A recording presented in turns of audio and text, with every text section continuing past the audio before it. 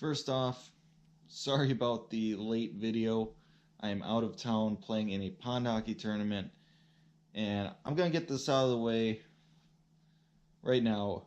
We're doing awful, but it's alright. We're playing pond hockey and having a lot of fun. Yeah, it's like negative 5 degrees out there, but we're finding a way to enjoy it. But I am absolutely dead tired, but not quite as tired as this little pup right here. Yeah. Woohoo! This is stuff. Hey, we are in so weak. Yeah. Can't get any better.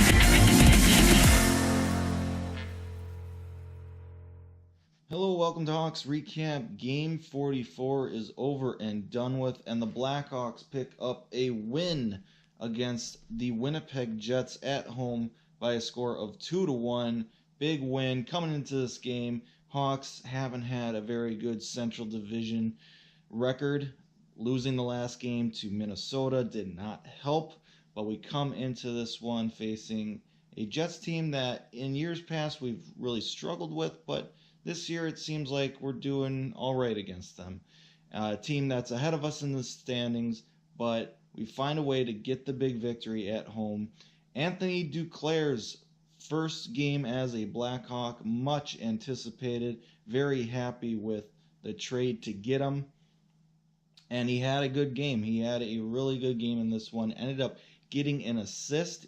Very close on getting a goal. He had a breakaway that was sprung by a very nice Hinostroza saucer pass, and you could see his wheels right away, his acceleration. That's one of the really nice things about Anthony Duclair's game is the speed he has, and we're just looking to get faster and younger, and he's the perfect type of player to go out and get to do that.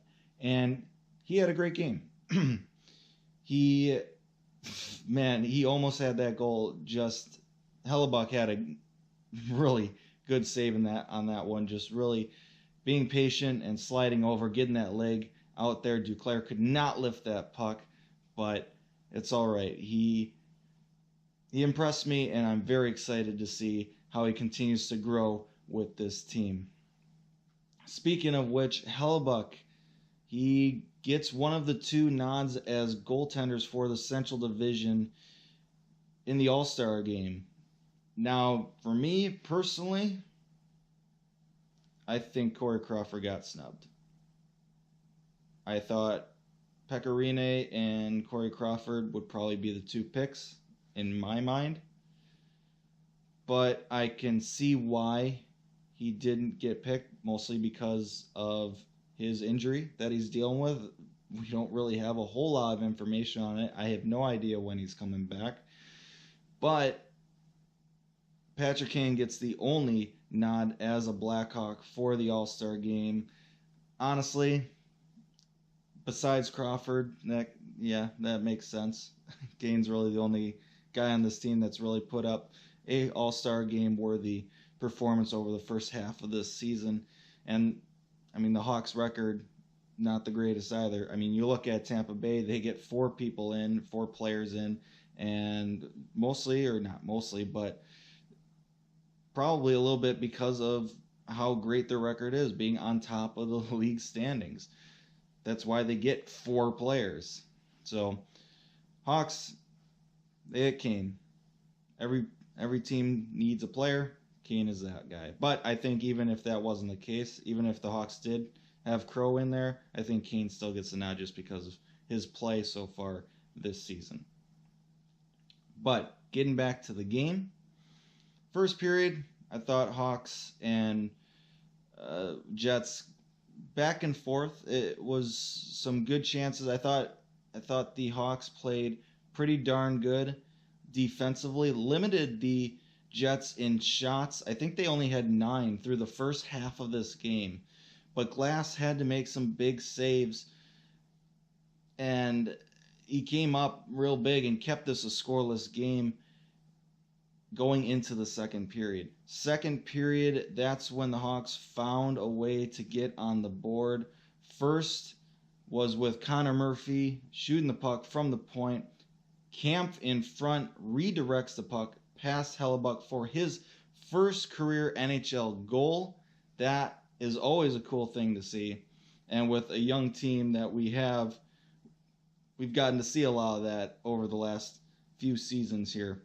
But Kampf gets his first career goal, and not only that, he gets it on his birthday. How cool is that? How cool is that? That's a dream. That's a dream scenario. And you could just tell his reaction after he scored it. He did not know what to do with himself.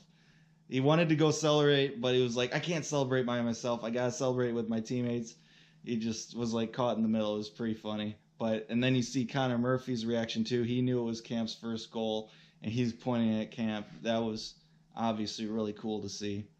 What did you think about it? He's still sleeping. But Hawks grab a 1-0 lead. And then later on in the period, I think under 5 minutes left or right around that mark, Duclair gets the puck to Ruda. Ruda kind of circles around, just takes a shot from a bad angle. Duclair is kind of screening Hellebuck in front, and Ruda's shot is just straight through on the ice, goes underneath Hellebuck's pads 5-hole and into the back of net. 2-0 lead going into the third period. Just what we wanted coming into this game. Wanted to get the lead early, but we needed to find a way to hold that lead and not do what we did against Minnesota. The Hawks come out in third period and play a pretty darn good game. Now, Jets had some more chances over the latter half of the second and third period. Some breakaways, just some really grade A chances. Even though they didn't get a whole lot of them, they still got some really decent quality ones. And Glass just came up big time and time again. He had a spectacular game. He really, really kept us in it and kept this game from being a wild one. So, Patrick Laine was pretty much invisible for most of this game, except for the third period. That's kind of when he turned it on, at least in my mind, from what I saw. Third period, he turned it on. Otherwise, I didn't even see him on the ice really all that much.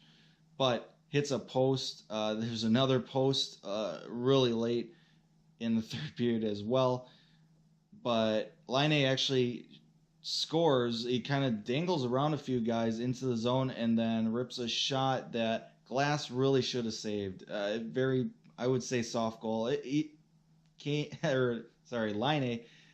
I mean, that was a great shot, but it was far away and there was no traffic. Glass could see it all the way. He's got to make that save. And that happened with about 3 minutes and 41 seconds left on the clock.